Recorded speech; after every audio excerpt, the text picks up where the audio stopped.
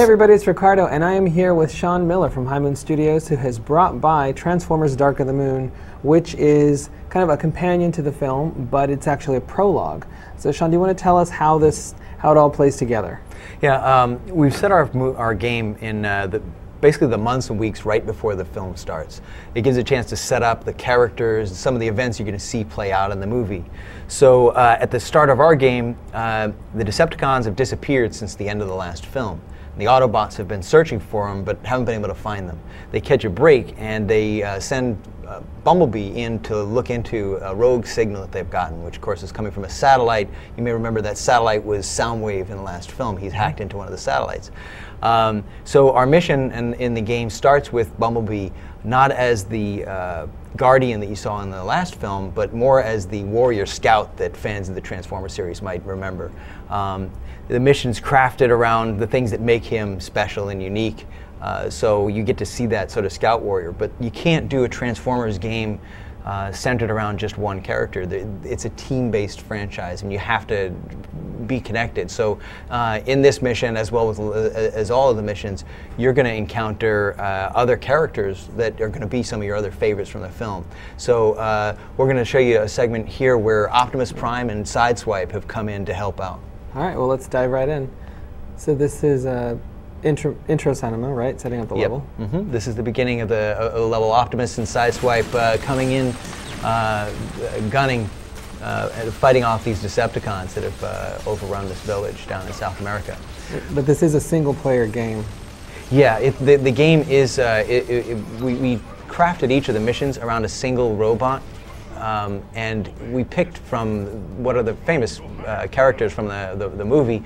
We tried to pick characters that we know the fans are going to want to play as, and also some of the new Transformers that you're going to see in the movie. We get to set that up and give you some play time as those characters. Oh man, you don't have the little obnoxious ones from the last movie, do you? We're not. I don't want to give away all the characters that we have. The focus really is on a lot of some of the more famous robots from the series. Okay, good. I'll take that as a positive sign. Now, this is a little bit different from the driving mode that we know. You want to talk to us about this? This isn't quite car mode, this isn't quite robot mode, it's something in between. Yeah, there's a new type of vehicle combat to the film experience. There's a toy line that Hasbro has, it's called Stealth Force. That's a little misleading because Stealth Force doesn't look very stealthy, but the idea is that they can, as a Transformer, they're a robot and a vehicle all in one. They're not one thing or the other. And so when they're in combat, they want to have access to their weapons. So in car mode, you may have seen it in the last trailer that came out for the NASCAR event, where Bumblebee is driving down the road and then pops open all these panels and weapons out of every area. Well, that allows us to open up this whole area of combat so that we can make you just as dangerous in vehicle form as you are in robot form. Each of the vehicles has their own set of weapons that they get, and those weapons are just as devastating as the ones you get as a robot. And just to be clear here, aside from the obvious weapons play, Bumblebee's kind of a badass. Seems to be somewhat ninja-like with the hopping and jumping and whatnot. So what's the melee system like in the game? The melee system is a button click. It's right stick down will do your melee attacks. But each character has special abilities, and we've crafted them around the unique personalities of each of the characters. So for Bumblebee, one of his special abilities is actually this spin kick that he does. In the movies, he's always really agile in his combat. I mean, he really is a very agile warrior. So we wanted to make sure that when you're playing through that, you got that part of the experience. Now, unlike your last Transformers game, which was War for Cybertron, these are definitely levels focused for a specific character. So it's not like once you go through this level, you'll be able to replay it as one of the other robots. No, we wanted to make sure that each level was crafted around the things that were unique about a particular character. And to do that, we wanted to be able to capture the personality and give you objectives, things that you have to do that you can only do because you're that character. And that's one of the cool things I think about the Transformers in general. The thing that you have is you have these characters that are all different characters, different vehicles, and different personalities. So we wanted to make sure that you got time to spend playing as those characters and create the most authentic experience for each one of those characters as possible. So, for instance, in this next section, we're going to show you some Ironhide.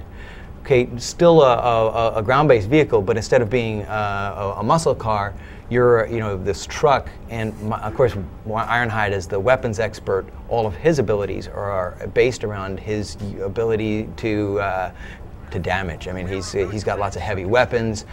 His stealth force mode is actually more tank-like than Bumblebee, so it's heavier. It plays very different. Controls stay the same though. It's really important that while we're introducing new abilities for each character, the control scheme is consistent throughout each. So here you see Ironhide. No longer in South America, it looks like. No, in Ironhide's level, we're in Detroit. Something that's really important in I think the movie experience, you're in both familiar locations as well as exotic, and we want to be able to give you a taste of those kinds of experiences. And what more fun could there be than rampaging through a city as a giant robot? That is one of the highlights in life, as a general rule. You'll see, some of the things that we're going to be able to do in here. He has not only these heavy weapons that you've seen in the previous film. You see the giant weapon that's on his back. I mean, that weapon's probably as big as a large motorcycle. And does damage accordingly, so that's one of his special abilities. He gets access to more weapons than the typical Transformer. All right, cool. Well, last question. When's it coming out? What platforms? Because we checked out the Xbox 360 version. First time ever, by the way. Thank you. Yeah, my pleasure. Our studio has built the PlayStation 3 and the Xbox 360 version. That'll be on shelves June 14th, right before the movie comes out, so you'll be able to play through the game, get things set up before you go see the movie. There are Wii, NDS, and 3DS versions that are being developed by another studio. Well, thank you, sir. Well, there you go. That is your first look at Transformers Dark of the Moon. It's going to be coming out the next couple weeks. Be sure and check back on the site. We're going to have a lot more. And now, let's get back to the show.